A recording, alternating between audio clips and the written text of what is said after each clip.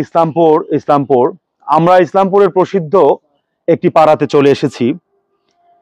ইসলামপুরের কথা বললেই আমাদের প্রথমেই মনে হয়ে যায় আমাদের ইসলাম ধর্মের সেই ইসলাম অনুসারী শব্দ, যে শব্দে আমাদের গ্রামে ভরপুর শান্তি প্রশান্তি এবং মানবতার ধারপ্রান্তে জনসাধারণের অর্থ সামর্থ্য থেকে ধরে এডুকেশনাল ইনস্টিটিউট থেকে ধরে আপনার সবকিছু মিলে ইসলামপুরের এক মহাত্মা আমরা যদি ইতিহাস রচনা করি শেষ করার মতো নয়।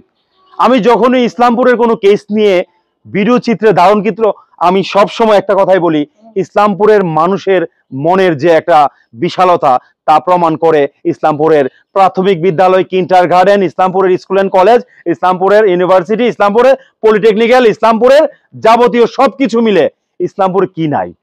সবকিছু আছে, মায়া মমতা ভালোবাসা। তারপরও যখন কোনো দুস্থ অসহায় গরিব পরিবারে আমরা চলে আসি, একটা কথাই মনে পড়ে যায়, এই অত সুন্দর একটা গ্রামে এত সুন্দর পরিচ্ছন্ন মানুষের মাঝে আমরা এই যে অসহায় বোনটির পাশে দাঁড়িয়েছি, সে হচ্ছে ডিজেবল পার্সন, আমাদের প্রতিবন্ধী ব্যক্তি। যে প্রতিবন্ধী ব্যক্তি সমাজের কখনো বোঝা নয়, বরঞ্চ সমাজের ভালোবাসার পাত্র।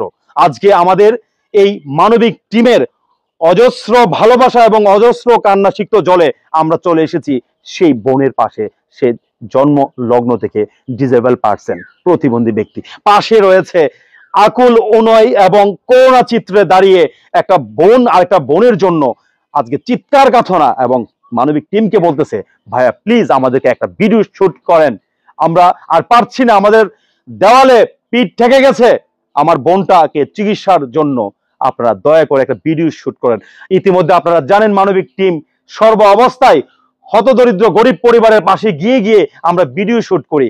আমরা তো আর অর্থ দিতে পারি না, আমরা দেই তাদেরকে ভালোবাসার জুড়ে একটা ভিডিও শুট করি এবং সমগ্র বাংলাদেশ তথা প্রবাসীরা দেখে ওই ভিডিও শুটের ক্যাপশনে বা কমেন্টসের নাম্বার থাকে ওই ব্যক্তি সম্প্রদায় রুগীর। আজকে একটাই অনুরোধ করব, আপনারা সবাই এই প্রতিবন্ধী ব্যক্তির পাশে দাঁড়ান। ব্যক্তির পাশে রয়েছে আপন বোন। আচ্ছা, ওর যে দেখাশোনা কে করতেছে এখন?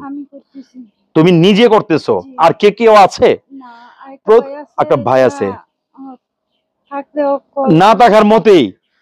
আরেকটা নিউজ হচ্ছে এই প্রতিবন্ধী ব্যক্তির অনাথ এবং এতিম, যেটা বলা হয় যে বাবাও নেই মাও নেই, সর্বোচ্চ কষ্টের যে বিষয়টা হচ্ছে কেউ নাই।